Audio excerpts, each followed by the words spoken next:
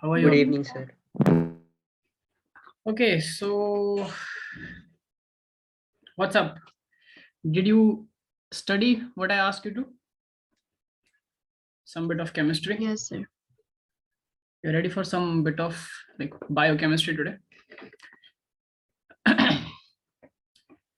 So we will be going into the details of photosynthesis and what happens basically. And as I told you that today's class will be very like entrance heavy, like you will, whatever you will study is important, of course, for the boards and for your entrances. Okay, we have Aisha also joining in.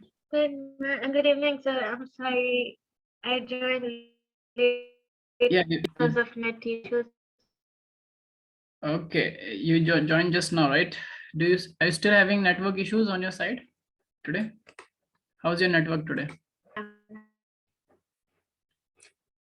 Oh, I think you're still having some issues. Okay. So any doubts, anyone? You want to ask something before I start today's class?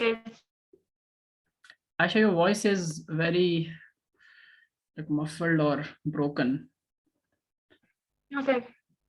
Professor, then it is really bad. I don't want to speak. I'm sorry. Is it only me who's not able to understand Aisha, or anyone cannot understand Aisha? Her voice is lagging, sir. My voice is lagging? Her voice is lagging. Her voice, sir. Okay, yeah, okay. I suspected that. Okay, so let me share the, any doubts? By the time I'm No, sir. any doubts? No doubts? Everything is clear? What I asked, what I taught you yesterday? Okay, Yes, sir. so a quick revision. Anyone who would like to just tell what we did yesterday, where we left, from where we have to pick it up? Come on.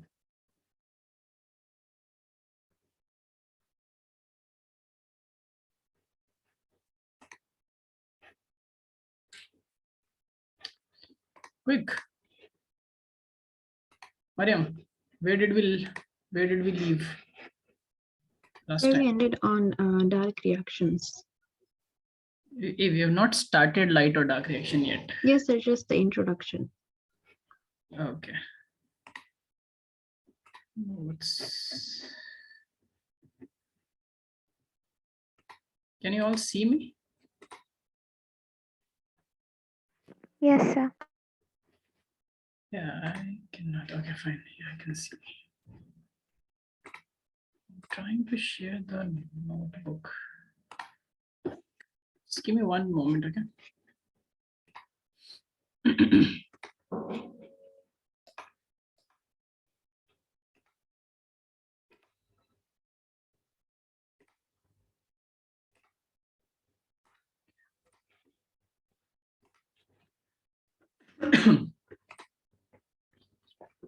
Okay.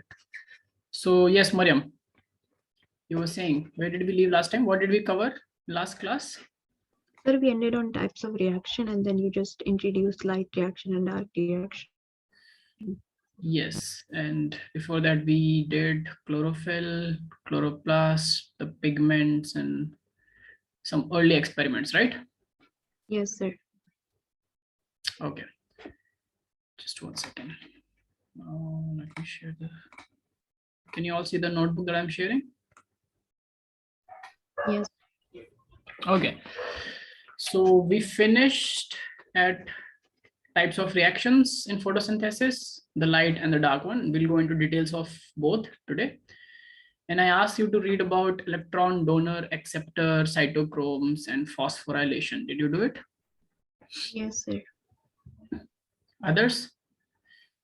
Abhinav, Aisha, Rehab, Nida. Did you do it?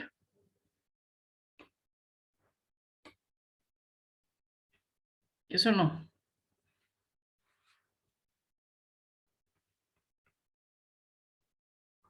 If you have not done it, then if you don't understand something in today's class, then please ask, okay? So you might find certain things difficult, but do ask, okay? Everyone? Don't let me proceed till you understand each and every word. that I'm saying. Okay, so let's start. Let me just give a quick, someone is writing something. Okay, yes. So let me give a quick summary that, so basically when we entered into photosynthesis, before that we know that there are certain pigments which are important for photosynthesis. Chlorophyll, we all know the name chlorophyll, but chlorophyll A is the most important, the primary pigment. Chlorophyll B is the second most important, then carotenoids and xanthophylls are together with chlorophyll B is called accessory pigments. Okay, A being the major one.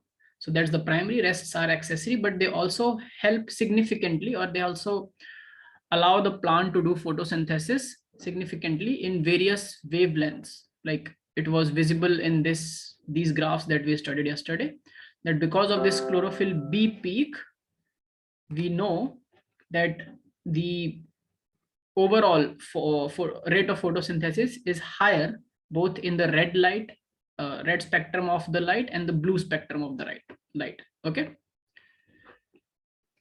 otherwise if we would have just dependent on chlorophyll A, then we know that chlorophyll A has a very small absorbance in the red region. Okay, so that that support comes from chlorophyll B. So that's why this accessory pigments are also very important in photosynthesis.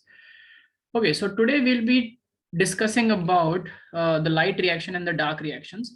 Now see, these reactions, as I told you, the light reactions are called light reactions because basically they can only happen in the presence of light. They need, like, because light energy is being trapped, and by using that light energy, we split the water. Remember I told you that we split water to remove hydrogen and oxygen. Hydrogen is used to reduce the CO2 to make it starch, right? And synthesis of ATP and NADPH also happens in light reaction, and I'll tell you about both today.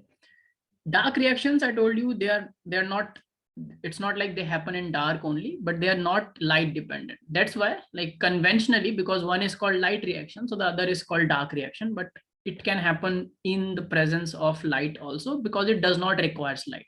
So it happens every time, in the day or in the night, both. And that this is where the final synthesis of sugar, which is that glucose, takes place, and its conversion into starch, which is the stored form, happens. And we all know that there are starch granules, very big starch granules inside the chloroplast itself, correct? So now you can appreciate why starch granules are present inside the chloroplast itself, because chloroplast is the site of photosynthesis, right? And after the dark reaction proceeds, or after it finishes, we have ready starch, which can now be stored somewhere. So it has to be stored in a granule, a starch granule. Is it clear, everyone? That's why starch granules are there. You also must be wondering why we have ribosomes. Ribosomes, they themselves, we have studied ribosomes as cell organelles, right? Non-membranous cell organelles, and ribosomes are present in both eukaryotic and prokaryotic cell, correct? Yes, sir. But ribosomes, so inside a plant cell, ribosomes are present in the cytoplasm, but they are also present inside the chloroplast. Okay, so these non-membranous organelles are present inside an organelle also. And why is it present here in chloroplast? What do ribosomes do basically? Synthesize proteins. Synthesize proteins. So it's very obvious that their presence inside the chloroplast indicates, and it's very intuitive or logical to think that there must be protein synthesis happening inside the chloroplast for the sake of photosynthesis only, right? So in the process of photosynthesis, we do not just synthesize starch or carbohydrate, but there is also some synthesis of proteins happening, correct? And where is that protein synthesis happening and what that protein is doing, we'll study today. Is it clear, everyone? Yes, sir. Okay, so let's proceed first with the light reactions. So light reactions. Now, as I told you, light reactions, they're also known as the photochemical reaction, because photo, which means light. And in physics, you all have studied photons. What are photons, people? Unit of light. Unit of, not unit of light, unit of, it's the small energy packets, right? Packets of energy. The very basic unit of light means you have to define light as an energy. So light is an energy source, right? And that energy source is present in terms of photons. Is it clear? That's why in our eye, in our retina, we have photoreceptor cells. What does it mean? They get excited. So these photons, when they come and bind to a surface or when they hit a surface, whatever energy they are carrying with them, they transfer that energy to the molecule with which they are binding or reacting. Is it clear? This is how light provides us energy. Us means the molecule's energy. Is it clear? Yes, sir. Photons are the fundamental quanta packets of light energy, not just light. Is it clear? They are energy packets. Okay, everyone. So in light reaction, what happens basically is, write down the first thing, that light reaction includes basically three things. Write down. Light reaction includes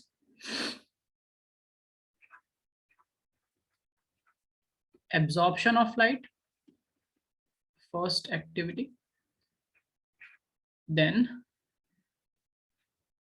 splitting of water, and for this splitting of water, and third thing,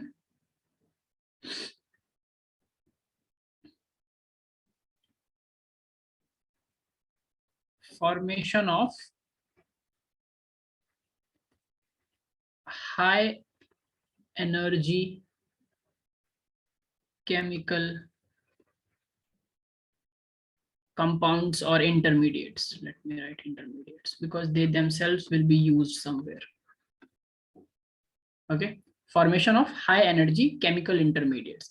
These chemical compounds are ATP and NADPH. Is it clear? So ATP and NADPH both are basically high energy chemical intermediates which we form. We means which this light reaction system forms. Is it clear? So these three things happen in light reaction. Okay, let's go step by step. Now, this is clear. Now talking about why we have ribosomes there. Okay, so you have to, so write down.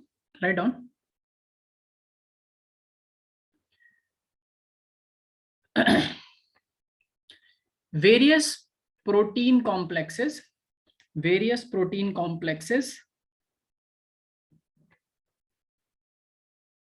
are important in this process. Various protein complexes are important in this process. And what are basically these pigments? When I talk about chlorophyll, xanthophyll, carotenoids, and chlorophyll B, what are these pigments? What do you think is the nature of pigments? And they themselves, what are they? Are they proteins? What do you think is the chemical or molecular nature of pigments? Do we have pigments in our body? Do humans have pigments? Yes. Name any one pigment. Hemoglobin. Hemoglobin. And is hemoglobin a protein or what? Yes, protein. It's a protein, right? So what do you think what chlorophyll is? Is chlorophyll a protein? Protein. Yeah. Do you think it's a protein?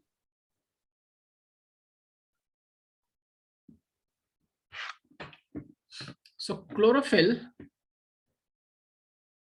they are packed in a way where they are around a protein complex. They themselves, and they are around some protein complexes which are called photosystems. Okay, so write down the pigments, all the pigments, A, B, xanthophyll, carotenoids. I'm talking about all. The pigments are organized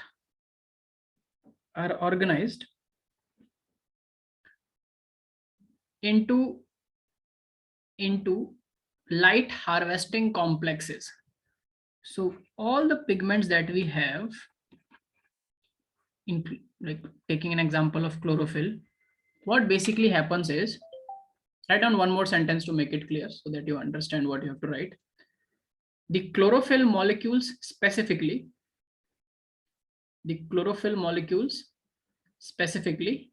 are arranged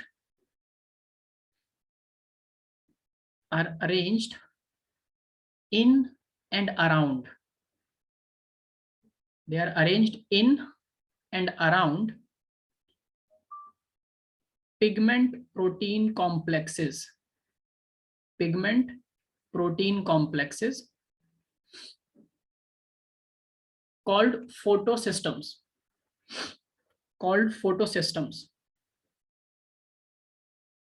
Okay. Next line. The photosystems are embedded. Yesterday I told you about thylakoid membranes and everything. All that structure is clear to you, or anyone has any confusion? See, if you have any confusion, please ask me like multiple times during the class. So everyone is clear with where is thylakoid, where is chloroplast, where is plastid, where is chlorophyll? Yes. Plus, okay. So these photosystems, which are basically proteins and like the pigment chlorophyll and the proteins which are embedded in and around these photosystems are embedded in the thylakoid membranes. Write down, the photosystems are embedded in the thylakoid membrane. And just to give you a, so these are the thylakoid membranes, these stacks which are present, okay, in the black. I'm talking about these ones. So in these membranes, you will find photosystems embedded. And these photosystems are pigments and proteins together as a complex. Is it clear? So now you understand that where is the protein required in this whole process? In the thylakoid membrane. Is it clear? Yes, sir. We all have studied about membrane bound proteins, right? I told you that any cell membrane or any membrane, whether it's a single lipid membrane or a bilayer lipid membrane, it's not just lipid all around. It has proteins also, right? Some proteins are embedded in the in that membrane. Some proteins are present on the outside or in the inside as receptors. Remember, all those were Yes, sir. proteins. Porins, aquaporins, all those channels, sodium potassium pump, all of those are proteins, correct? Hemoglobin, which is on the surface of RBCs, that is also a protein, correct? Yes, sir. Yes, a multimeric protein with a heme or an iron group in the center. Is it clear? Okay, now they are present, photosystems are present in the thylakoid membrane, and thylakoid membranes are present inside the chloroplasts. So no confusion. Okay, cool. Write down, there are two photosystems. So pigments plus some other proteins, pigments, they themselves are proteins, make a complex which are called photosystems. Now there are two photosystems, photosystem 1 and photosystem 2. Now this 1 and 2 naming has nothing to do with their functionality. Okay, do not think that photosystem 1 works first or photosystem 2 works second. It's just named in the series of their discoveries. Okay, so they are named or numbered in the series of their discoveries. So photosystem 1 was discovered first and then photosystem 2.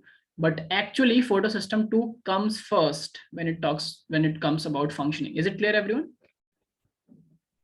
Named in the Yes, sir. order of discovery. So just remember this, keep this in your head. We often get confused and in boards we write the wrong order. Okay, so there are two photosystems, 1 and 2. Both these photosystems together are called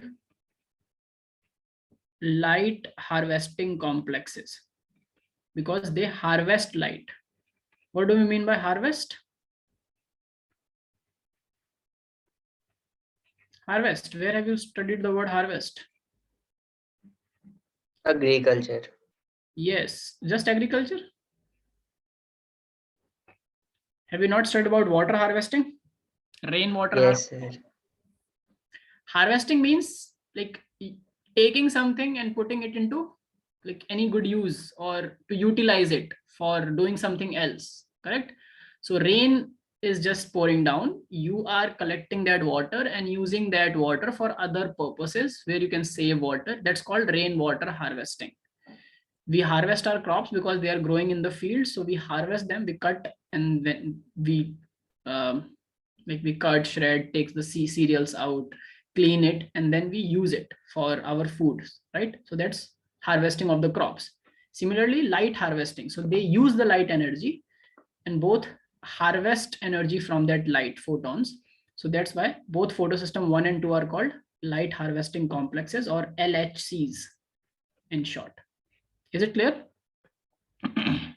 Yes, sir. Yes. Okay. Now these LHCs, basically these photosystems contains these, they are together called light harvesting complexes, but these complexes are something like they also, these complexes are also something which are present in both these systems.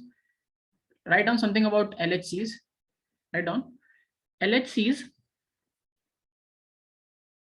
are made up of, LHCs are made up of, because photosystem 1 and photosystem 2 is a system.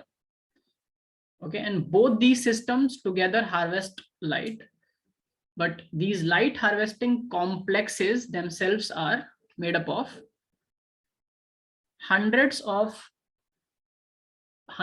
like pigment molecules. Okay, all these A, B, xanthophyll, carotenoids, hundreds of pigment molecules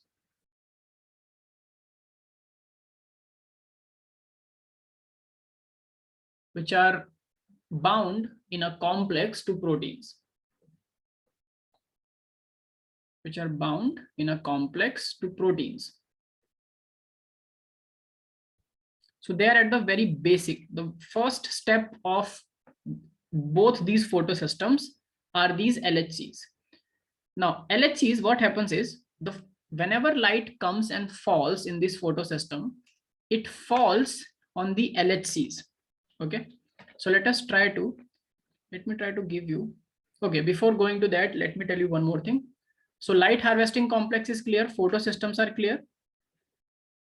All the pieces of puzzle we are studying first, then we'll put all the pieces together to complete it. Any doubt about photosystems or LHCs? No, sir. Okay, now the center of LHCs is chlorophyll A. So when light harvesting complexes are made, there are lots of pigments with lots of proteins in a complex, except for one chlorophyll A, okay, pigment.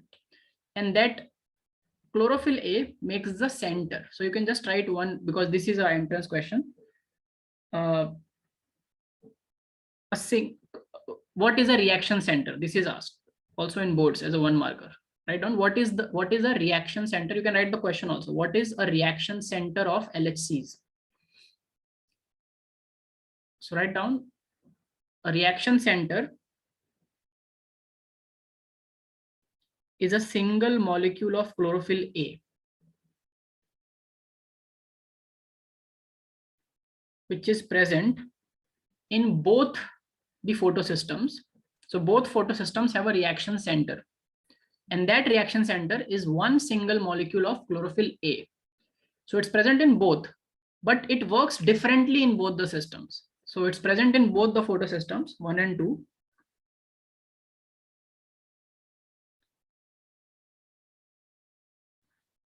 But shows slightly different absorption spectra, but shows slightly different absorption property or spectra in both the photosystems. Is it clear? So, Sir, could you repeat after single molecule of chlorophyll A? okay, oh my god. Can you repeat where it comes? Reaction center is a single molecule of Reaction chlorophyll A. center is a single molecule of chlorophyll A, which is present in both photosystems 1 and 2, photosystem 1 and photosystem 2, but shows slightly different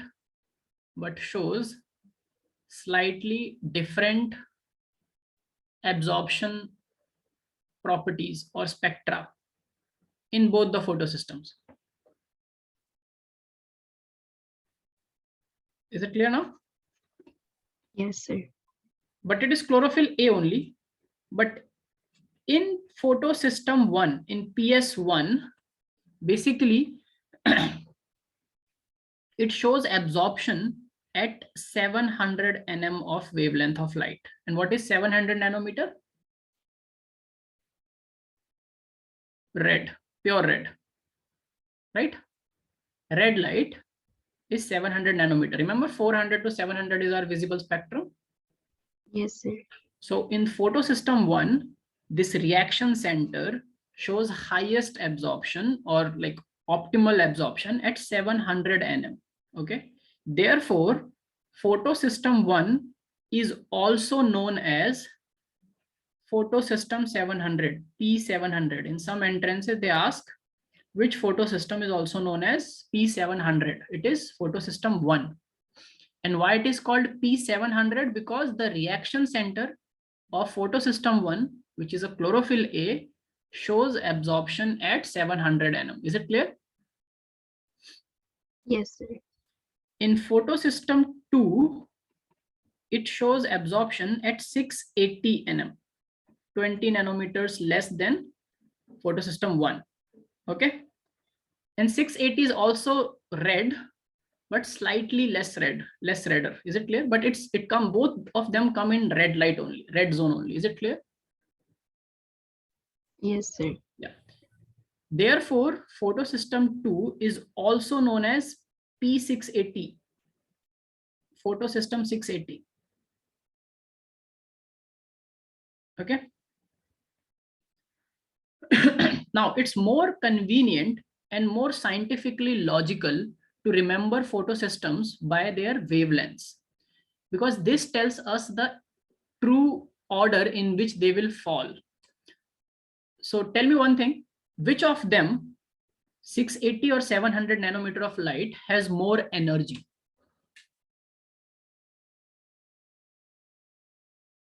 $700 nanometers of wavelength has more energy, or 680 nanometer wavelength has more energy? This you must have studied in physics. Come on. Optics. What is the relationship in energy and wavelength?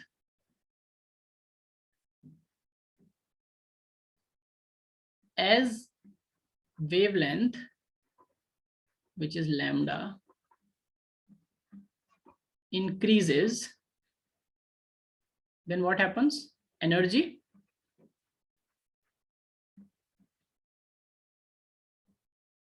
Okay. Which is more harmful, infrared or ultraviolet light for us? What should we not get exposed to?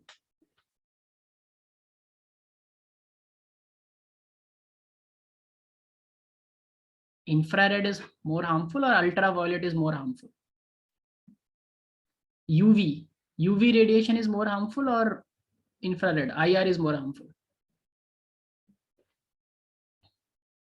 Come on, people. What causes skin cancer? What damages the DNA? UV, right? All our sunscreens that we apply on our screen protect us from UV. Remember? Yes, sir. Protection against UV. Why are we so worried about UV penetrating us and UV falling on our skin? Ozone layer depletion causes UV light to reach the earth, right? And it breaks the DNA bonds, which causes mutation in the Then why were we in the cells. speaking? So ultraviolet is more harmful. And why it is more harmful? Because it can break the bonds of DNA, and it requires lots of energy to do that. It requires lots of energy to penetrate and break something which is molecularly inside our nucleus. And Ultraviolet comes before violet in the spectrum. So violet has more energy than red. And what about wavelength? Violet has less wavelength, right? 400 nanometers. Vibgyor, violet, indigo. Is it making sense to you? See, if you want to remember science, one lifetime is not enough to remember science. But if you want to understand science, you can understand a significant chunk of it in one lifetime. Okay, still that will be very less, but yes, you can understand. So the relationship between wavelength and energy is inversely proportional. Wavelength is greater than energy has to be less. So 700 wavelength, nanometer wavelength, has lesser energy than 680. 680 has more energy. Is it clear? Yes or no? Yes, sir. Right? So wavelength is inversely proportional to energy. That's why violet has more energy and lesser wavelength, smaller wavelength. Red has bigger wavelength but lesser energy. Is it clear? Yes, sir. That's why we are worried about ultraviolet more, because it has even more energy than the violet light, and it can penetrate anything before, your ultraviolet is more penetrating. And X-ray comes very before, like before ultraviolet comes X-rays. X-rays can even penetrate through the muscles, soft tissues, but it cannot penetrate through the bones, right?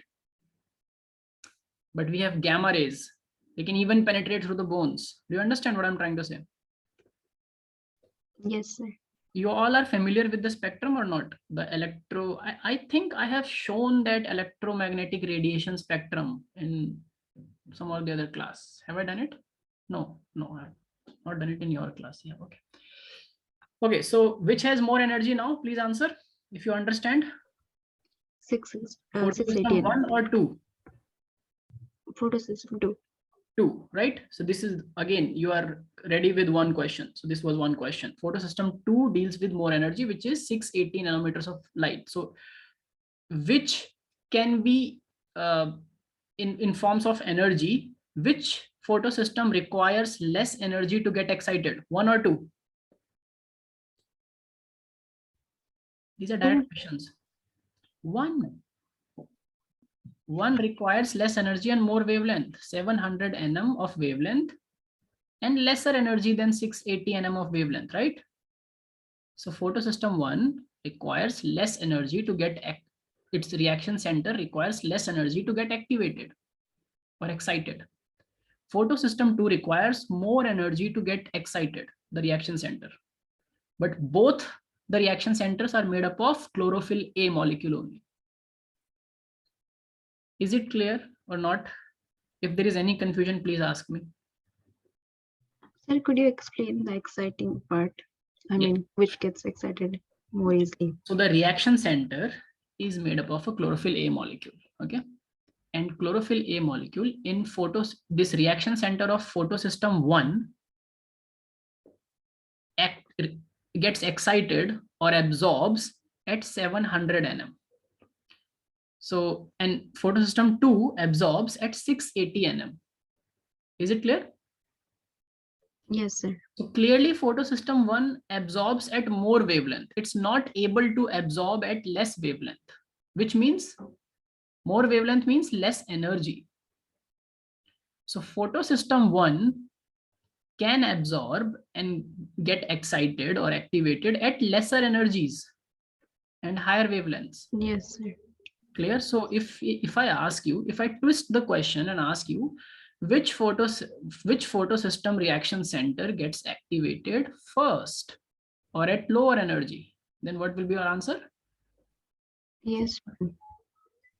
Yes? PS1. PS1. So more wavelength means less energy.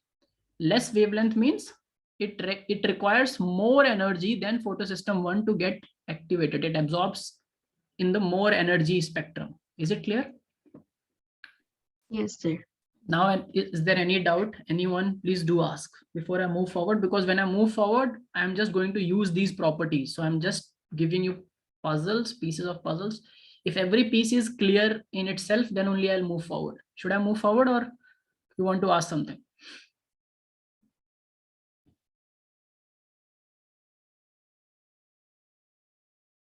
Is it clear? Move forward, sir. Okay. So reaction center is clear. Light harvesting complex LHC, which is at the base of every photosystem, is clear. It is present in both the photosystems, is clear. But in both the photosystems, the reaction center works slightly differently, is also clear, right? Yes, sir. In both the photosystems are named in the order of their discoveries, not in the order of their functioning. And a more better way to remember that is photosystem 2 is also called P680, which is a lower number. Whereas photosystem 1 is known as P700, which is a higher number. 700 is higher, right? Because they are in terms of wavelength. Now let's come to the what's happening with these photosystems. Is it clear? So what's happening, that thing we call as the electron transport chain, ETC. Right down. This is the most important part. If you have understood till now, I think it's going to be easy for you to understand. Electron transport chain. How both these photosystems work. Now to begin with, let's start with sunlight. Okay, so there is a sun. Let's make a sun. Okay. So we have sunlight. All these spectrums are present in the sunlight, clear? Yes, sir. Now tell me which, so let's make two LHCs, okay? This is an LHC, light harvesting complex at the base. And let's say sunlight fall on that LHC. LHC is pigments with protein. So basically it can absorb the light energy. Correct? Yes, sir. And what happens? So if I ask you a little bit of chemistry, what happens when any system absorbs energy, like any molecule, when it absorbs energy, what happens? What happens when we give? Yes, Abhinav. The molecules get excited and start moving around. But here they cannot move around, like they cannot leave the scene. They are there. So what happens to the like inside the molecules? If you break down molecules, we go to the level of atoms, correct? Yes, sir. And if you all know the structure of atom, I hope you all know the structure of atom. What is the structure of atom? In the center, there is a nucleus. And in the nucleus, there are protons and neutrons, and electrons are revolving around that nucleus in their discrete orbits, correct? Yes, sir. So whenever we give energy to any molecule, let's say to an atom, then what happens? Where does that energy go? The electrons jump to higher orbitals. Exactly, perfectly. So when we provide energy to an atom, the electrons, they get excited from a ground state. They reached an excited state, which is from a lower orbital that move a higher orbitals. And by orbitals, I mean that SPDF thing. You have studied SPDF? Yes, sir. And within that SPDF also T2G and TG, something like that. Have you studied? No, not yet. Or have you studied? No, sir. Excitation of electron to a higher state and then coming down. Okay, but you have studied this, that what happens when an electron gets excited? It goes to a excited state, a higher orbital, right? And then what happens then? It stays there forever? No, it loses and then comes back down. Yes, in your chemistry lab, you must have done that salt testing experiment where you burn a salt and there are different flames. So if it's a crimson red flame, or if it's a blue flame, if it's a green flame, you can tell by the nature of the flame which salt it is, which metal salt it is, right? You have not done that till now? The flame test? Okay, okay. So let me tell you, so different elements, when they get excited, they move to another higher orbital. Let's draw it here for you to understand. So this is the ground state, okay? Normally an electron was at the ground state. You provided it with some energy. You gave it some energy and it jumped to another excited state. So this is excited state 1. Okay. It jumped to excited state. But after some time, it will lose the energy and will tend to come back to ground state. Everything, we know that in like by the laws of science and physics, everything wants to come to equilibrium or a ground state or a energy less state, right? Yes, sir. Every system wants to lose as much energy as it can and become energy less, because less energy means less reactions and more stability. Is it clear? Yes, sir. When we all are tired after a heavy strenuous workout or football match, when all our energy, all our ATPs, most of them are being used, we come to a ground state, right? If someone comes and tells, okay, do a Zumba with me, will you be able to do that? You're like, no, I am at my ground state now. I will not lift a leg. Same happens with all the atoms. Is it clear? All the systems in the universe. Is it clear? Yes, sir. Yes. So it goes up, then again to come down, it has to, in order to come down, because it does not want to stay here. It is excited state. You cannot be excited forever. Even if and it's simple. Like I think sometimes that the way we behave, lots of science is also behaving in the same manner. Okay. So if I give you lots of excitement, that excitement will stay there for some time, but all the excitement in nature is temporary. Even if it is human excitement or any chemical excitement or any excitement, correct? Even if I gift you, like if your parents gift you something which you never thought they will do, you will be super excited, but not forever, right? You're like, okay, theek hai, abhi ho gaya. Let's come back, correct? Yes, sir.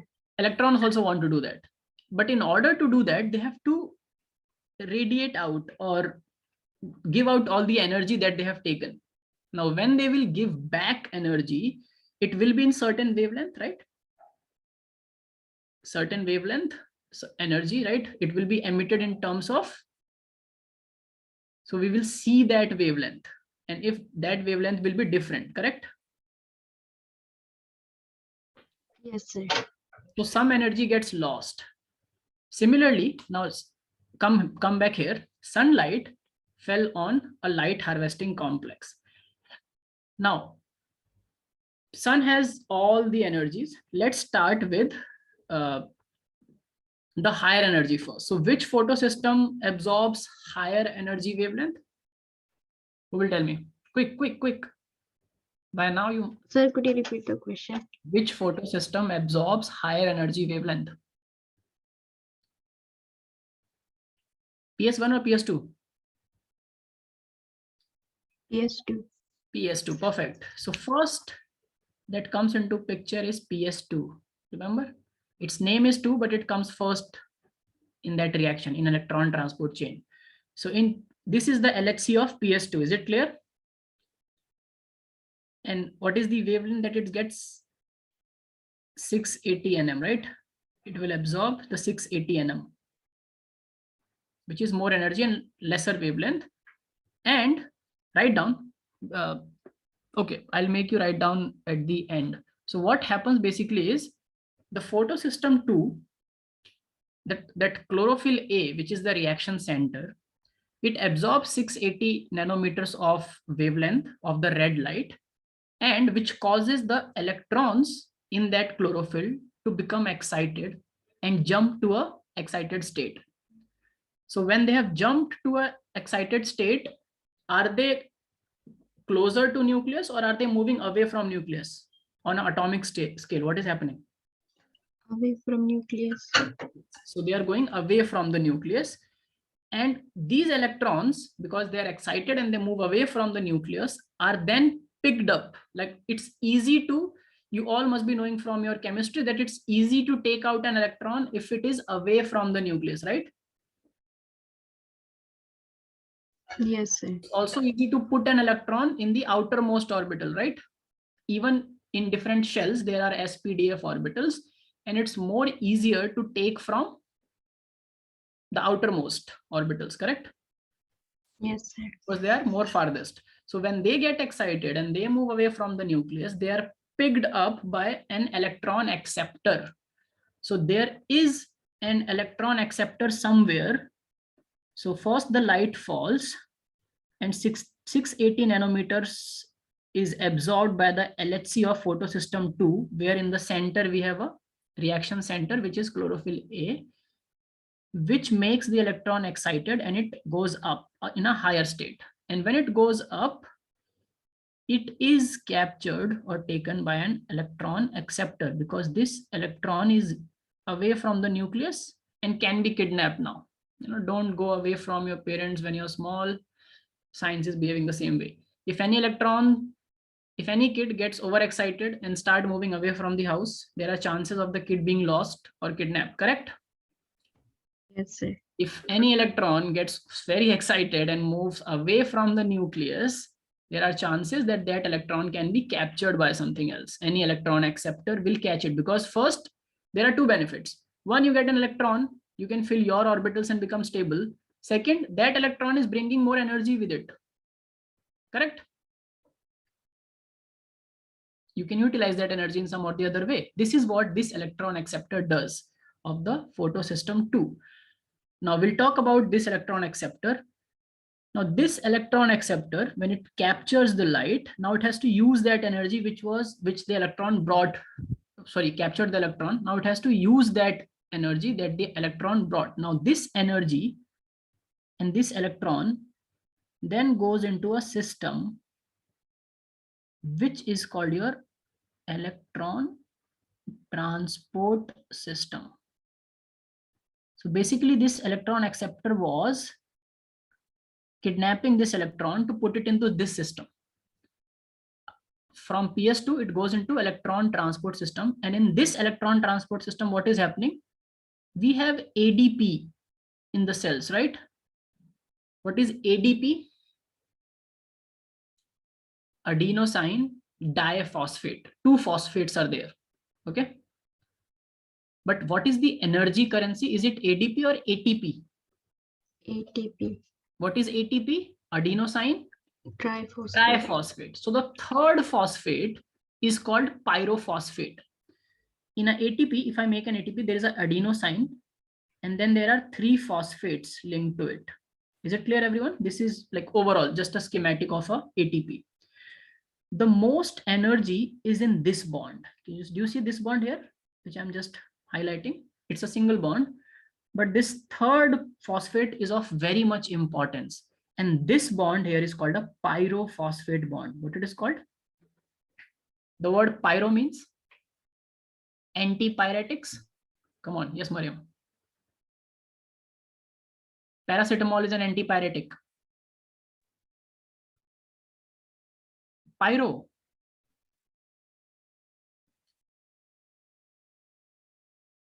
What is an antipyretic? Paracetamol, crocin, dolo.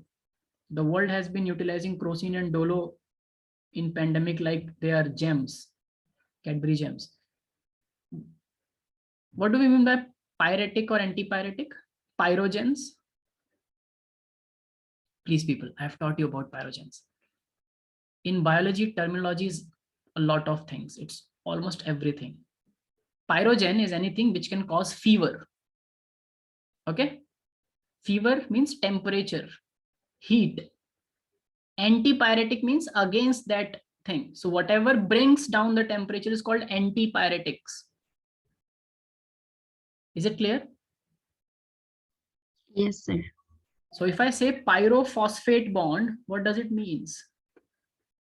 It is a phosphate bond, but it is not a normal one. This is also a phosphate bond. This is also a phosphate bond. What is special in the third one? The specialty in the third one is this can easily be broken down to give out lots of energy, lots of heat energy. Is it clear? That's why it's called pyrophosphate bond. The third bond or the third phosphate makes pyrophosphate bond. Is it clear, everyone? Yes, sir. This is why ATP is very important, because see, when we say something is energy currency of the cell, what I mean to say is it can easily be transacted, right? Any currency should be transactionable. So if you have a coin in your hand, if you go to market and you can use that coin to get something, a good or a service, then it's a currency, right? But in India, if I have a coin of like 10 cents or $1, will it be a currency in India? No. No, it's just a coin. It's not currency.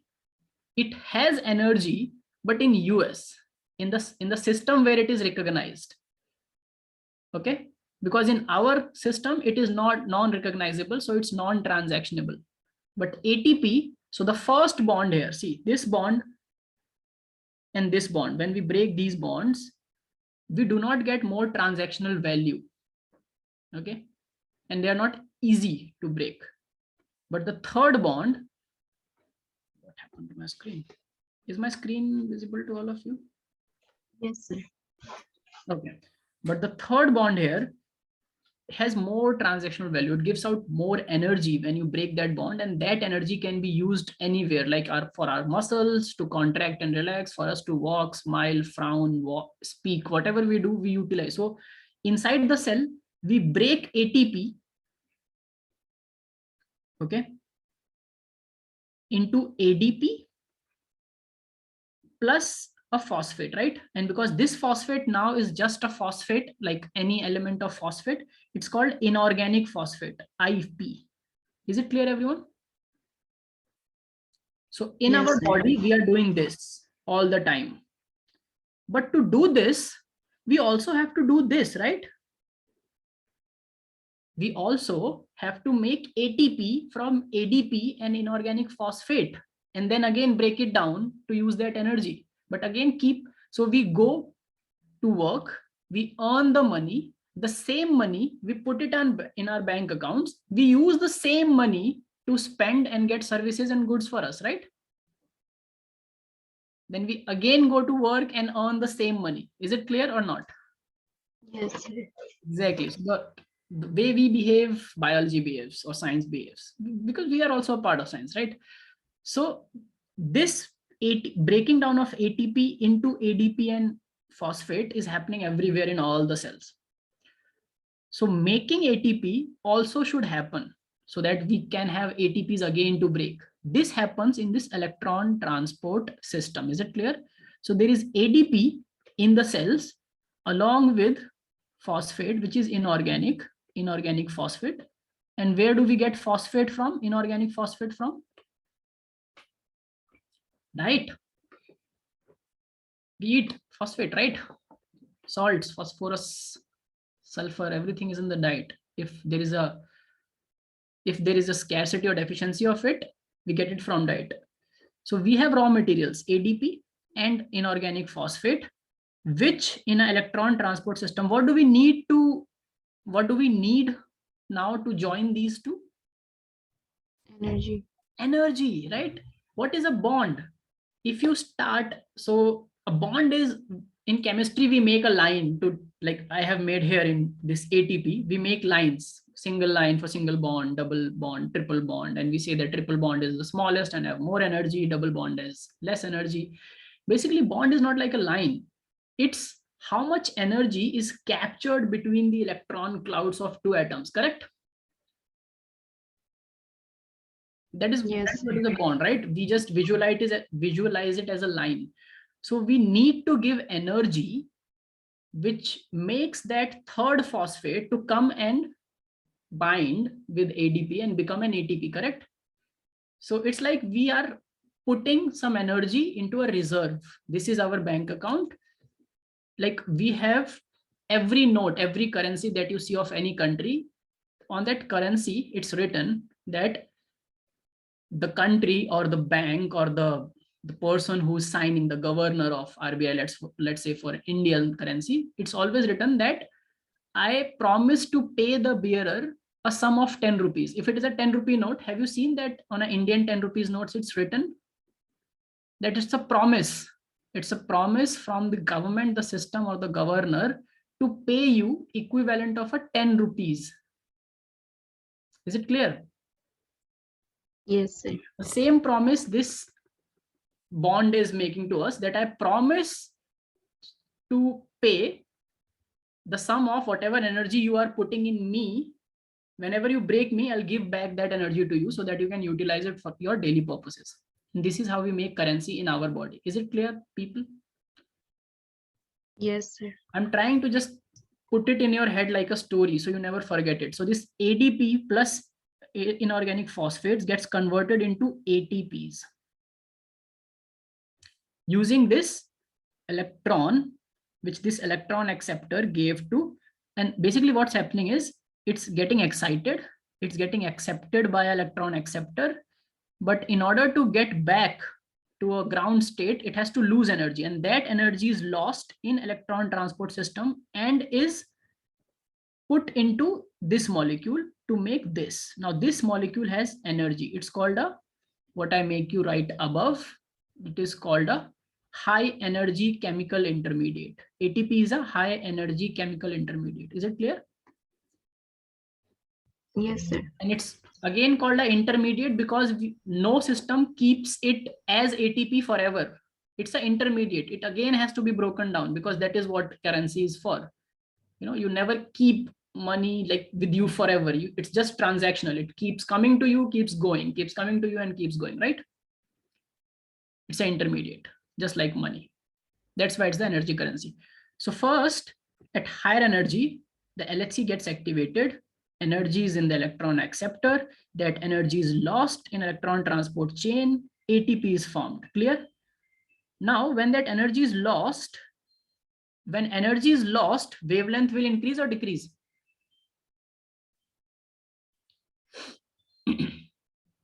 Come on, tell me. When energy will be lost, when energy will be less, the wavelength will increase or decrease?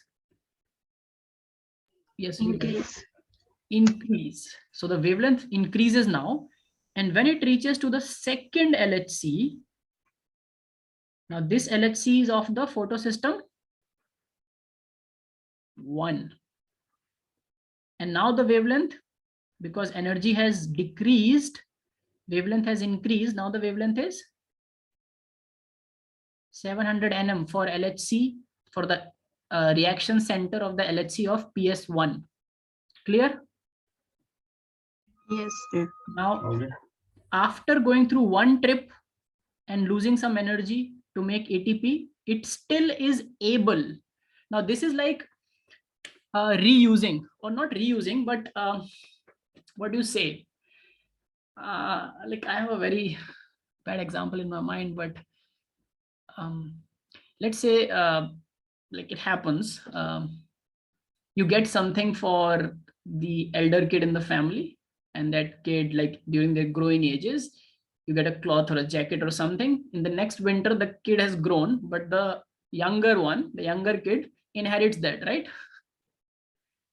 Because it is used, but still can be, it's not like you just throw it. It's not that much worn and torn. So the younger one wears that jacket the next season. Is it clear?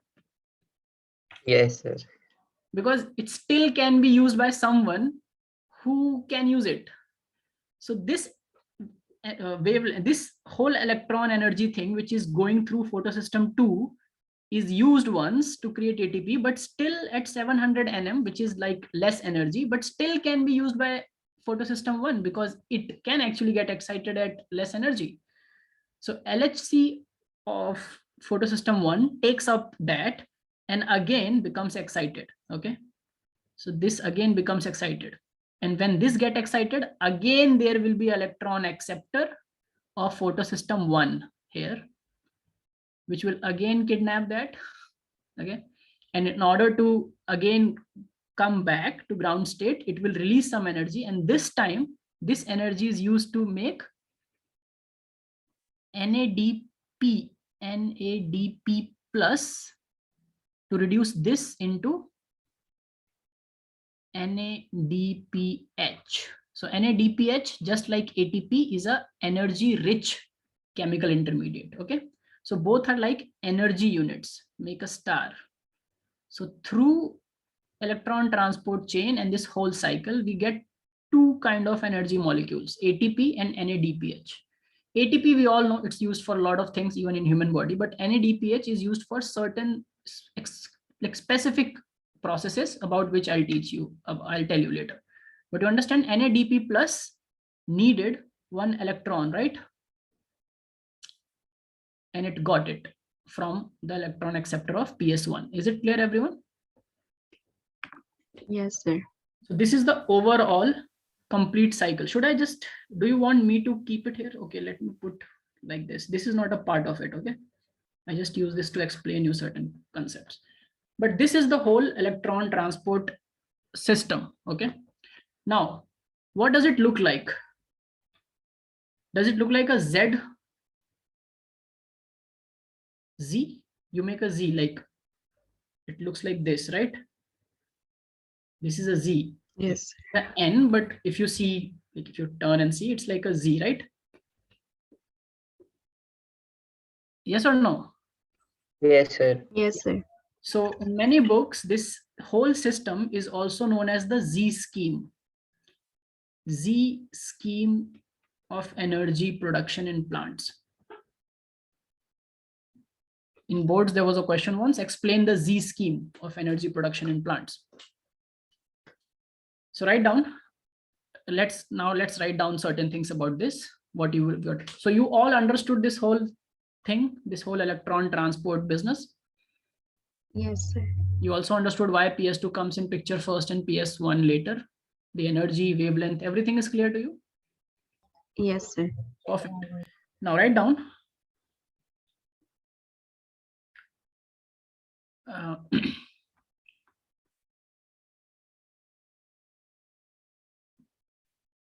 The movement of electrons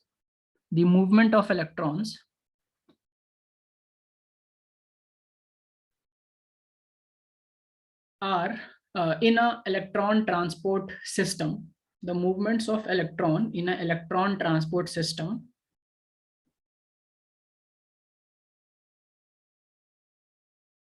is downhill in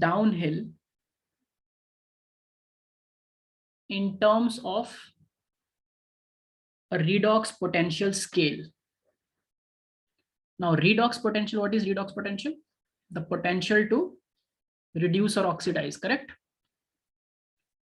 So we see that the electron which entered the system here had higher potential, correct?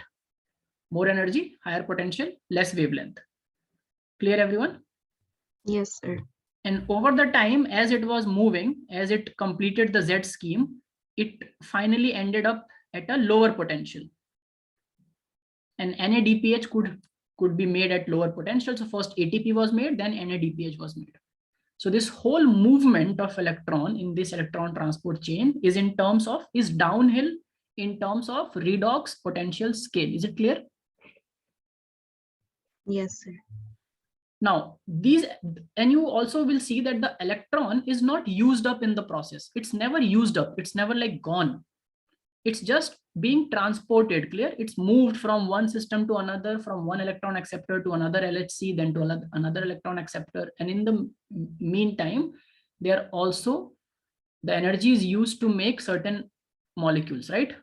Ultimately, finally, when it reaches NADP+, this electron reduces NADP+ to make NADPH, right? But it's not used up anywhere in the middle, right? Is it clear? It starts from LHC of PS2 and ends at NADPH, right? The electron is moving throughout. So write down, the electrons are not used up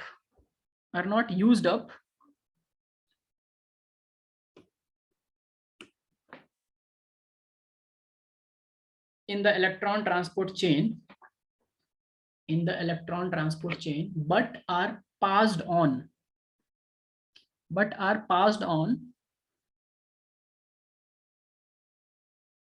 from the pigments, in bracket write LHC, from the pigments of PS2 to the pigments of PS1, in brackets write LHC.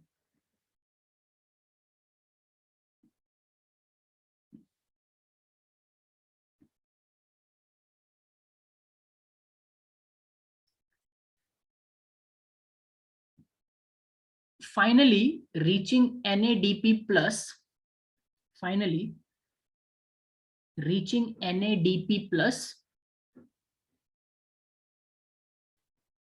where these electrons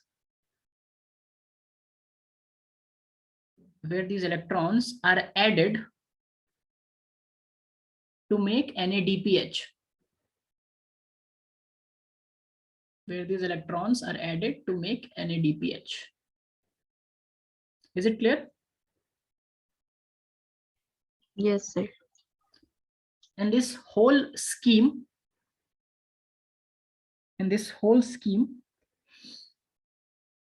of electron transfer from one acceptor to another, from one electron acceptor to another,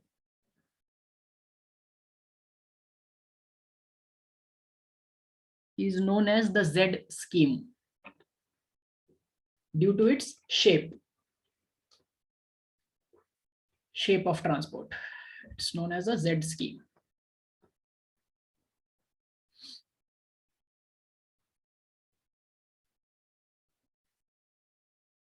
Okay. Is it clear, everyone? Yes, sir.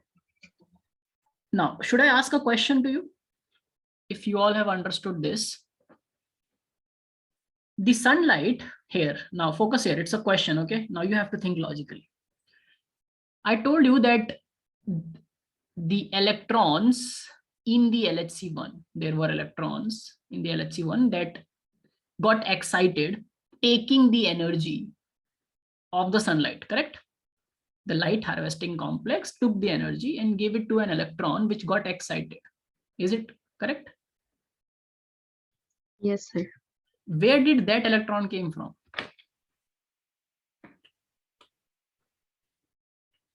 Where are the electrons which are getting excited and going through all this kidnapping business? Where are those electrons coming from?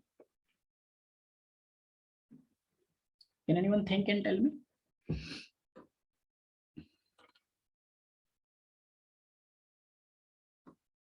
Because see, if you see very carefully, ultimately the electron which left LHC of PS2, the electron which left the light harvesting complex of photosystem 2 ultimately ended up in making NADPH. So this electron is here now in the form of this hydrogen, correct? Correct? Yes or no? Yes, sir. Right? So ultimately, all the PS2 electrons will finish now.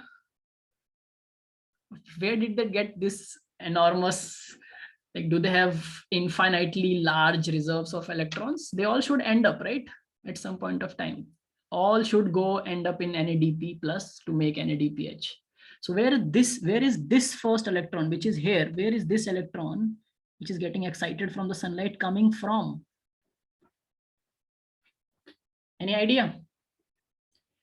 The answer is, you all know the answer. The moment I'll give the answer, you'll be like, oh, we know this, but no one is telling it now. That's why I asked you to read about electron donors. Yesterday, I asked, go back to your notes. I want this answer from you only.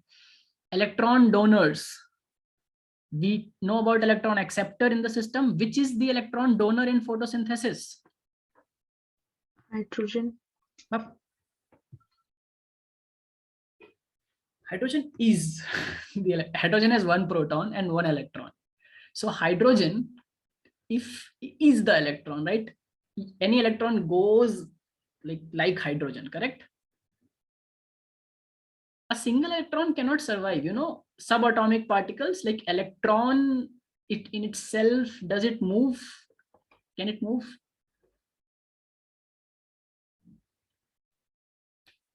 Yes.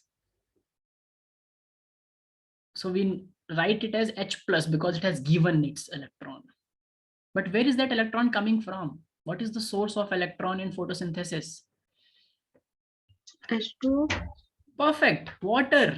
You remember water? Water was being splitted. Yes, sir. We remove oxygen. We don't need oxygen, so get rid of it. We need that hydrogen to reduce the carbon, basically. So water gives that. So write down. This is a question also. How is the supply of electrons to PS2 ensured continuously? This is the question. And the answer is splitting of water. Okay. So write down the electrons that were removed from PS2. The electrons that were removed from PS2. Just one moment. My laptop is showing low battery. Let me connect. Yes, perfect. Am I audible?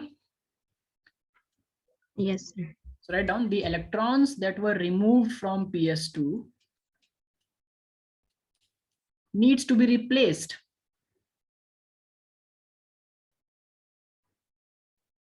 And this is done, or this is achieved.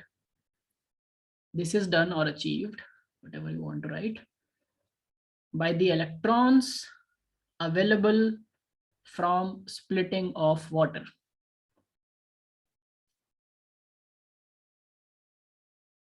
Electrons available for splitting of water. Now, next part is here. Let's split this water molecule.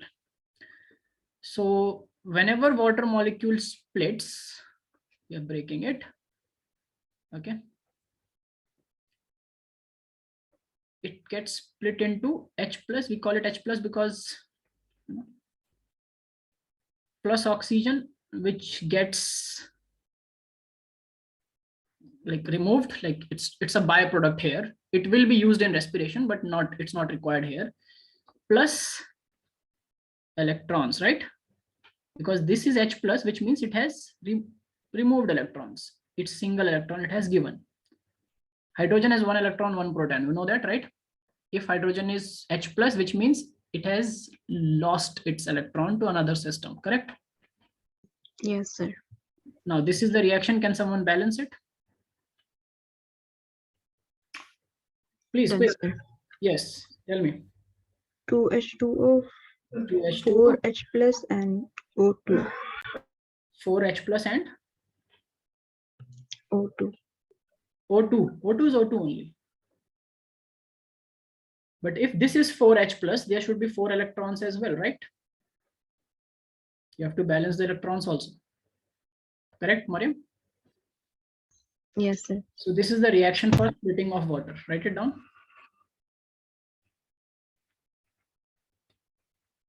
Splitting of water reaction. And these 4 electrons from every 2 water molecules is the one which is here, which gets continuously excited and keeps going into the system. Is it clear? Yes, sir. Perfect. And this oxygen is the one which is released in photosynthesis process. Correct? Correct. Yes, sir. Okay, and where this is happening? Where is this water splitting happening? So PS2 needs the electrons constantly. So this was a neat question. This is not the question, this is just the foundation question I will ask. So which system needs constant electron supply from water splitting? PS2. And I told you that these photosystems are present in the thylakoid membrane, correct? They are embedded in thylakoid membrane, correct? Yes, sir. So this splitting of water business should also happen in the thylakoid membrane near the PS2, correct? So Yes. that the electrons can constantly be given to PS2. So write down. The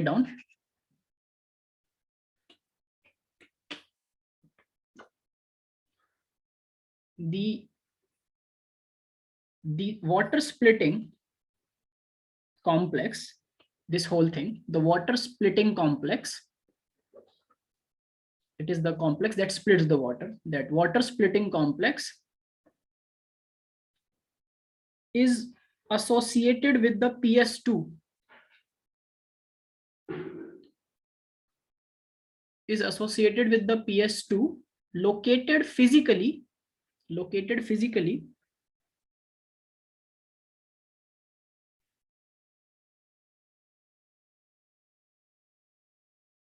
on the inner side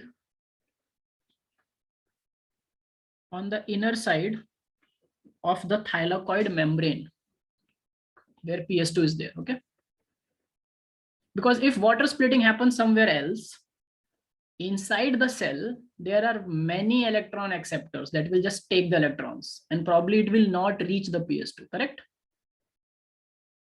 So to make sure that it reaches the PS2, you have to do that splitting somewhere around the PS2 only, okay? Associated with PS2, correct? So that you ensure maximum delivery of electrons to PS2 where it is required, correct?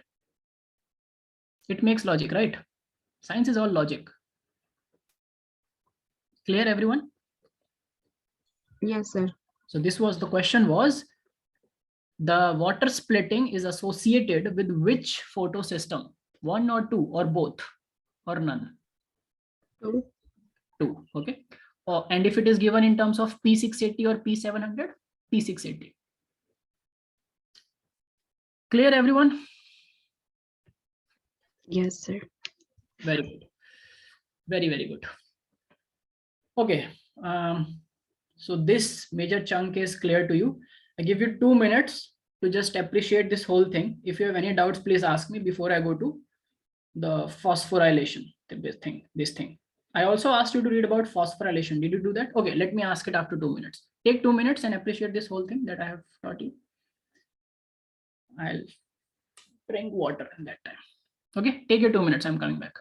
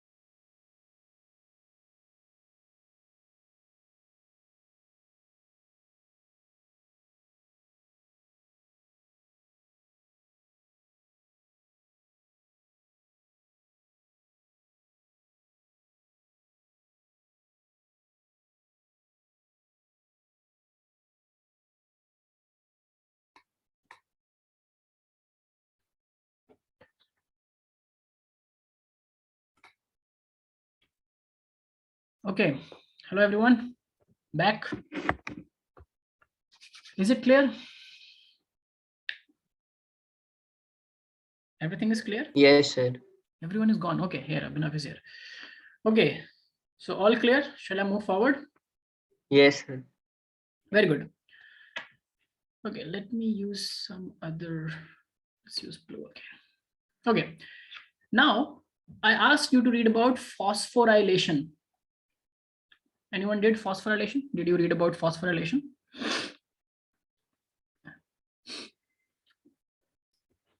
Anyone would like to say? Yes, Mariam is writing in the chat box.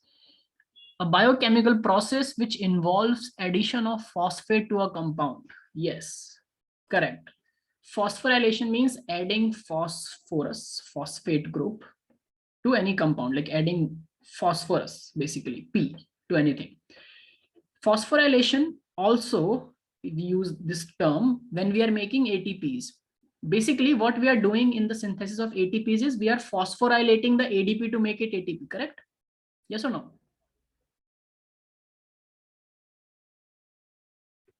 Correct?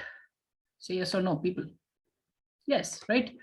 So write down the first thing. ATP synthesis in the cells. ATP synthesis in the cells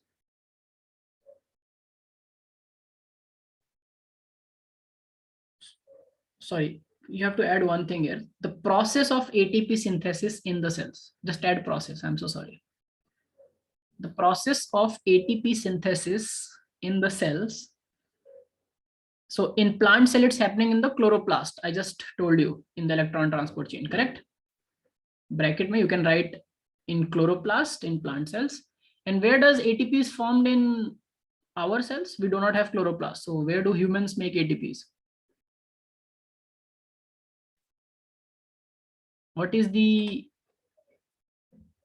energy factory of the cell? Would someone like to speak? Mariam has answered.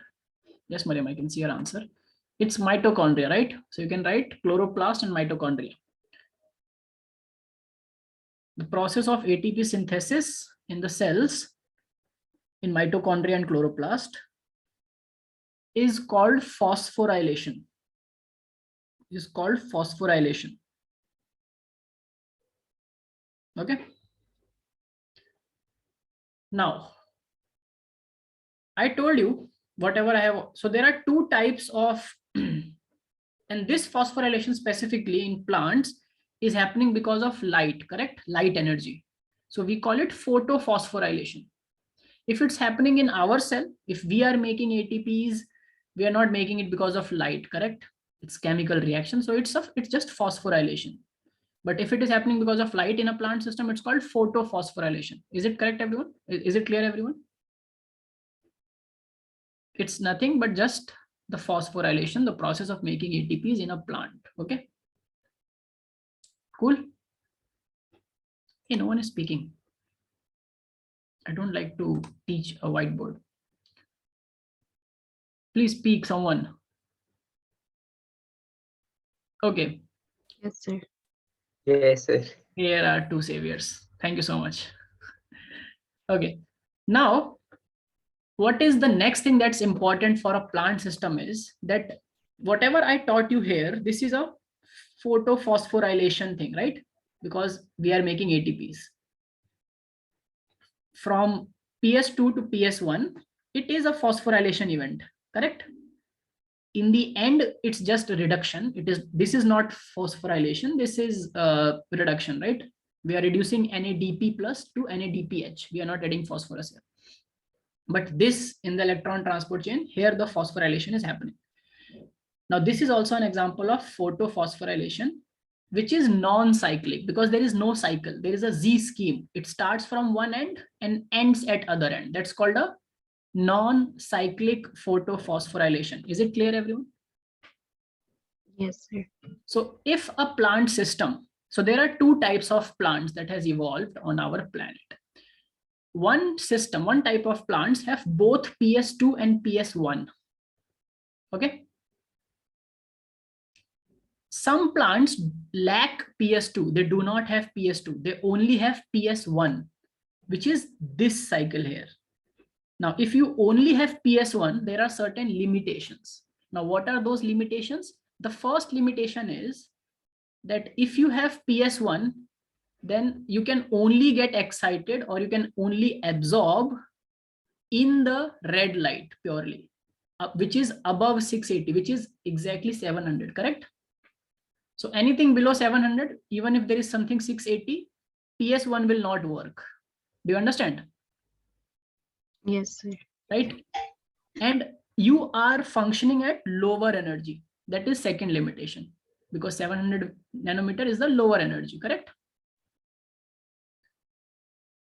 And from what I have taught you that this 700, this PS1, the LHC of PS1 gives the electron to an electron acceptor that utilizes that electron to reduce NADP into NADPH, right?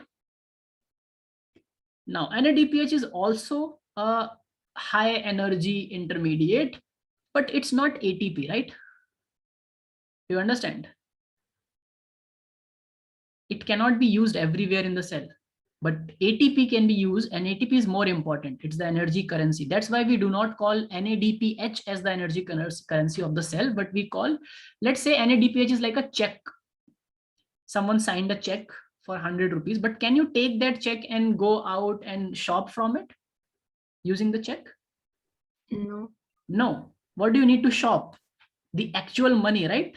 Notes, coins, or your digital money, which are your cards or digital payments, correct? But you have to use the money. You cannot use the check or a receipt, demand draft receipt. Do you understand the difference? Yes, sir. So if you have both the systems in the plant, then you have the freedom to make the energy currency also, notes and coins, and then also keep making some checkbooks and demand drafts. Like, I'm telling this as an analog to make you understand. Do you understand, everyone? Yes, sir. You have both. You have the freedom to make both. So you will go and make both. You will make ADP first, but first you will also prioritize what? The energy currency, which is the ATP. So first you will make ATP, then you will make NADPH. Okay, because you know you have ample of ATPs. But if you do not have, if you are a plant and if you do not have PS2 altogether, you do not have PS2, then what adjustments do you want to make? Now you do not have PS2, you only have PS1. Are you interested in making NADPH now? No. No, right? You will not. You say, I don't need checkbooks and demand drafts, please. So you will use the same PS1 to make ATPs, correct? Correct. Yes, sir. And in that case, you will eliminate the system that that pushes you or pushes the PS1 to make NADPH from NAD plus. Okay, and that thing is called what it is called? It's called I forgot the name. Okay, it will come to me and I'll tell you. So basically this part is not present. Okay, this part does not happen, and what happens is, let me try to make it here. So if you only have PS1, then you cannot work with the Z scheme, correct? Z scheme only works when a plant has both PS2 and PS1. If a plant has not evolved with PS2, it has only PS1, and they are the plants that only have PS1. There are plants that only have PS1. So in that case, let's make it again. It will be smaller and you have to make it cyclic. You cannot follow the Z scheme now. So you have sun giving out energy. And since now you have just one photosystem, which is PS1, so the LHC of PS1 will get activated at what wavelength? 700. Yes, it's called P700. So it's 700 nanometers. It will get excited, and electron will get excited again. And what will happen? There will be an electron acceptor, correct? Now this time, instead of going to a NADPH, because that's not useful for the plant now, and this is PS1 we are talking about. So there are certain adjustments which are made in this kind of a plant where the LHC, electron acceptor of the PS1, sends that electron into a electron transport system. Is it clear? Yes, sir. Like going back instead of going forward. Electron transport system or electron transport chain. And what happens in an electron transport system? ADP plus Pi, which is inorganic phosphate, gets converted into ATP, correct? So you make ATP, right? And after utilizing this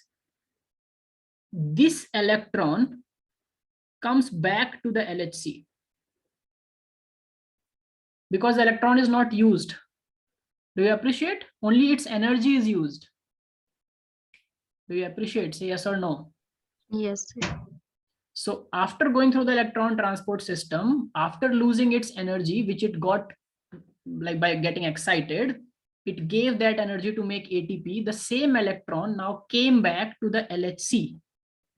Okay. Again, in order to get excited and do the same thing. So you see, there is a cycle. Yes, sir. So this kind of system where the plant only has PS1 and there is no NADPH synthesis. So the plant lacks means it does not have, lacks PS2 completely. And along with that, it also lacks it should come to me now. NADP reductase.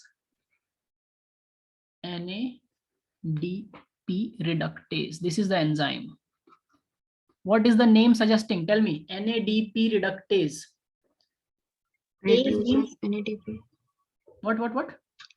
The enzyme that helps reduce NADP to NADPH. Perfect. So there is an enzyme which is taking that electron and reducing NADP, putting that electron there and reducing it into NADPH. So if you want to survive with just one photosystem, which is PS1, you have to get rid of, along with PS2, you also have to get rid of NADP reductase, because if this enzyme is present, then it will force your electron to make NADPH, right? And you will end up making just checkbooks and drafts and you will perish. But you need ATPs. Then you don't have the freedom to make all sorts of like high energy chemical intermediates. You only have to make ATPs. But then the cycle, then it becomes cyclic because the same electron is getting used more and over and over and over again, right? So in this kind of system, do you think there is a constant supply of electrons coming from splitting of water? No. Right? We do not need a constant supply now. Correct? Because the electron is cyclic. Do you understand? Yes, sir. Or not? So this is a cyclic photophosphorylation. And the Z scheme is a non-cyclic photophosphorylation.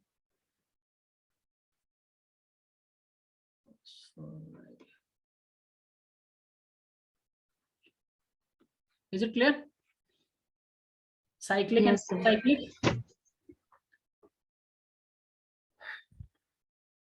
Tell me, is it clear? Cyclic and non-cyclic. Yes, sir. Yeah. So write down a few things about the cyclic and non-cyclic one. When both photosystems work,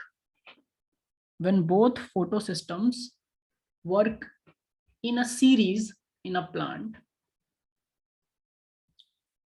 when both photosystems work in a series in a plant, and write down that series, PS2 first and then PS1, okay? This should be the series.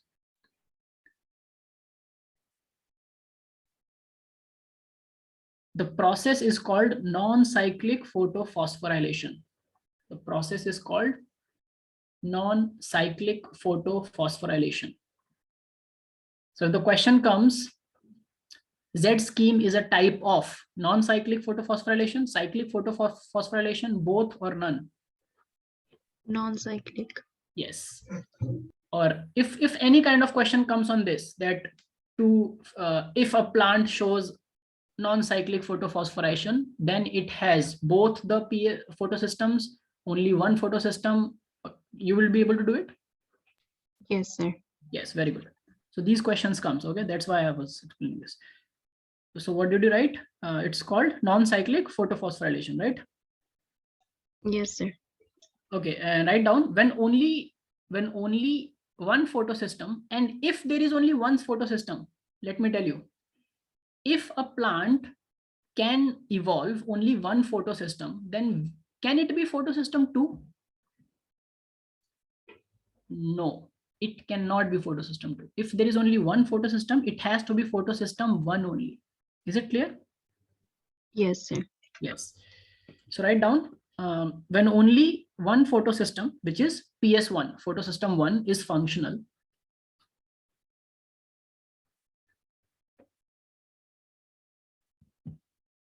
There is a cyclic flow of electron. Then there is a cyclic flow of electron within that photosystem. Within that photosystem.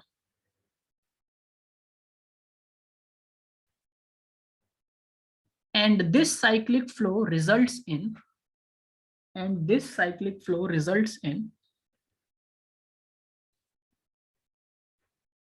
only the synthesis of ATP,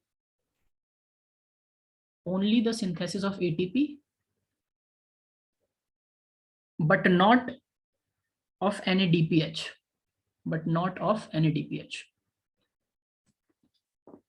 okay?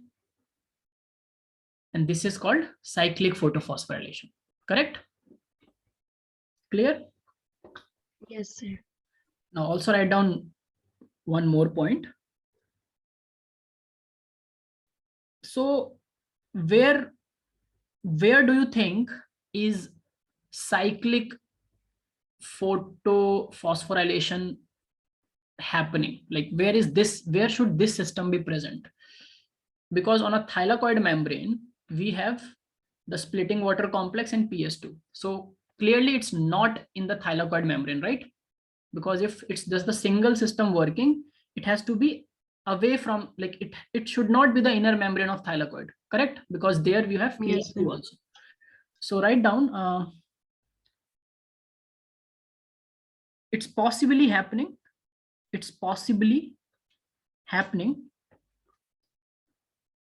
in the stroma lamellae. Remember I told you about stroma?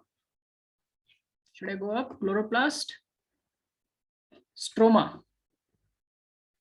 The region below, the region between the thylakoid membrane and the inner membrane of chloroplast is called stroma, correct? Yes, sir. So it's happening in the stroma lamellae. So if the question comes, what is the site of cyclic photophosphorylation is in a plant? So you will write stroma lamellae, okay? Not thylakoid membrane. Okay? Yes, sir.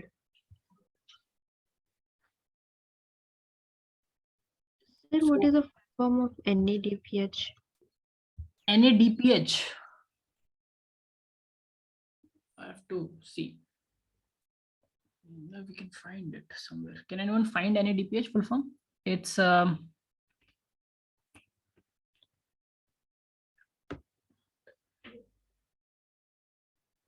it's not coming to my mind.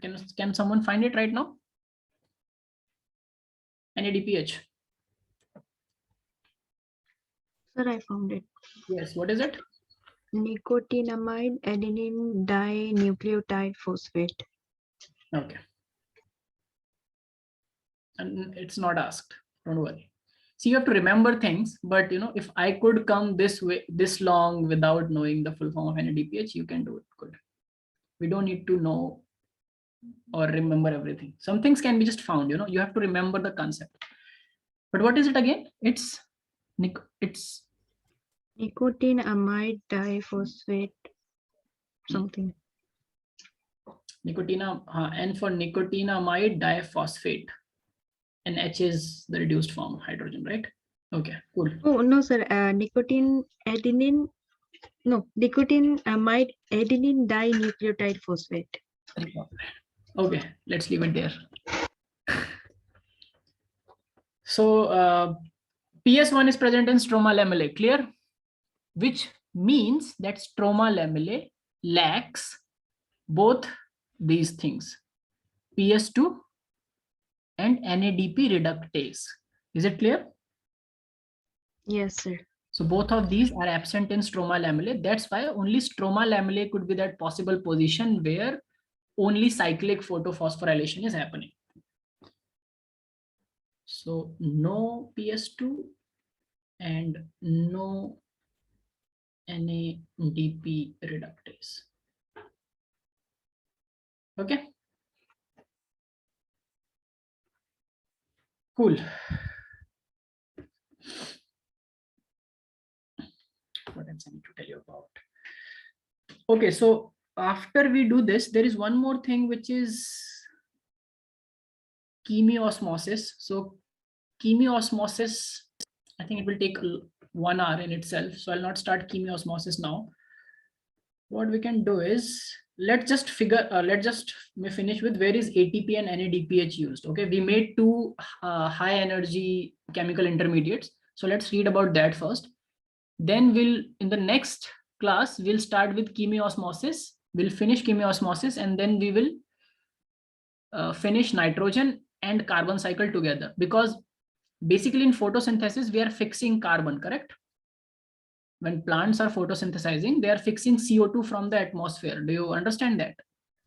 Yes, sir. That's why it is said that you should grow more and more plants, because when you grow more and more plants, you can fix more and more CO2 from atmosphere into starch. So CO2 is a greenhouse gas which causes global warming. So if CO2 is not in the atmosphere and gets fixed in by the plants, then global warming will also reduce. So plants reduces global warming. Do you understand the concept now? Can you connect the signs? Yes, sir. So that fixing of carbon from atmosphere into starch is called carbon cycle. Like it's part of carbon cycle. And I already have started nitrogen cycle, which I left in between. So we'll finish both the cycles together. Okay. So write down ATP and NADPH inside a cell. Let's finish that thing. ATP and NADPH inside a cell.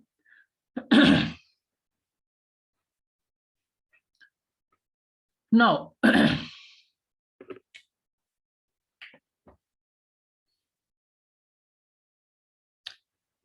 for this, I have to tell you Kelvin cycle first, or should I just, okay, write down few things. If I'll not finish it, I'll give you a foundation for the next class. Write down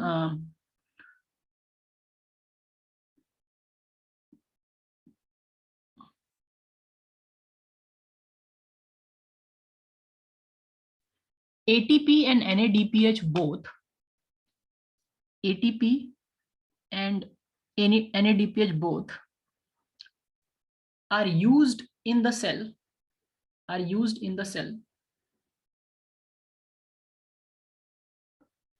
to give energy to the processes,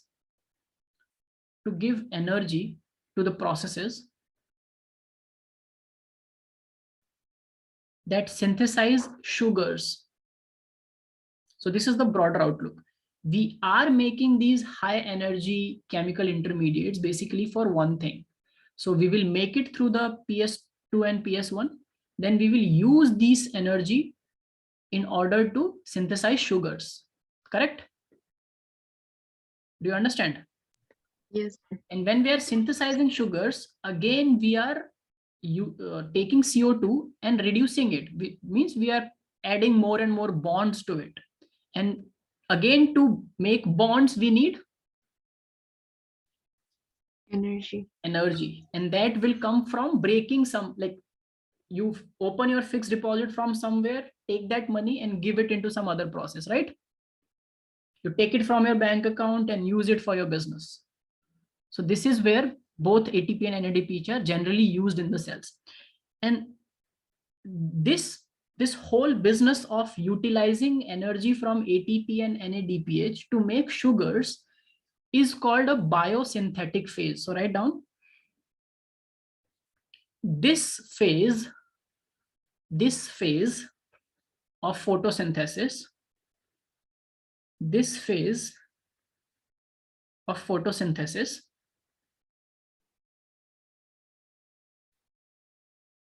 where we use the energy from ATP and NADPH where we use the energy from ATP and NADPH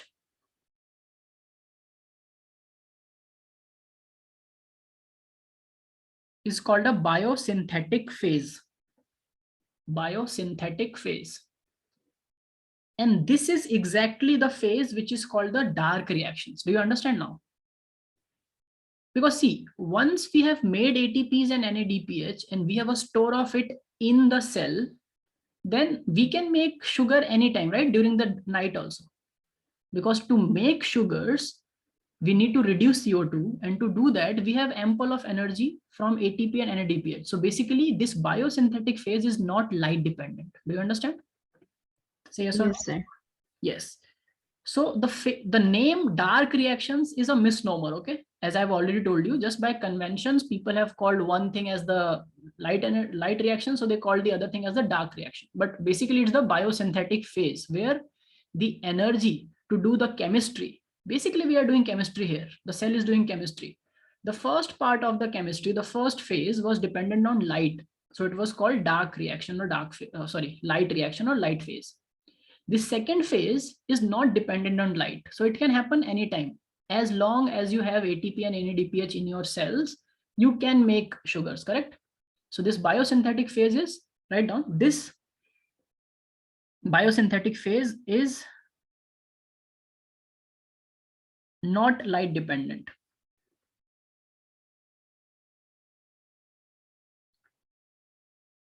Directly. Okay, it's not directly light dependent, but it is indirectly dependent on the reactants of light reaction. Do you understand? Because if light will not be there, then ATP and NADPH will not come. Do you appreciate what I'm trying to say? Yes, sir. So dark reaction can only happen. So sorry, let's not use the term dark reaction. Biosynthetic phase. Suppose a plant is showing very good biosynthetic phase during the night. What does it means? What does it tell you about the daytime of the plant? That there it was a very sunny day and the plant made lots and lots of products of the light reaction, which is NADPH and ATP, correct? Can we say this? Yes, sir. That for a good biosynthetic phase, we need a good light reaction. So you understand how it is indirectly dependent, but how it is not directly dependent on light? Yes, sir. Perfect, everyone? Pakka? So write down, this phase is not directly dependent on light, but is dependent on the products of the light reaction. But is dependent on the products of light reaction. Now,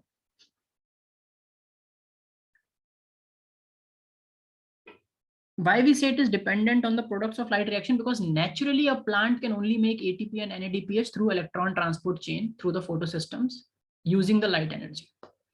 But if you can artificially inject ATPs or NADPH inside these systems, then the biosynthetic phase can still happen, right? As long as it can get CO2 from the atmosphere, correct? Yes, sir.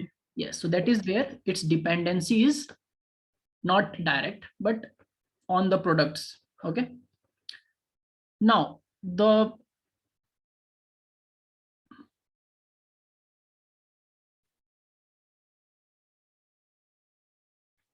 how do we know this? Okay. So there's one thing that I have to. Okay, let me draw it. What we can do is,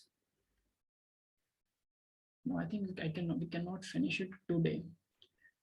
So there is a C3 pathway and a C4 pathway, okay, in plants.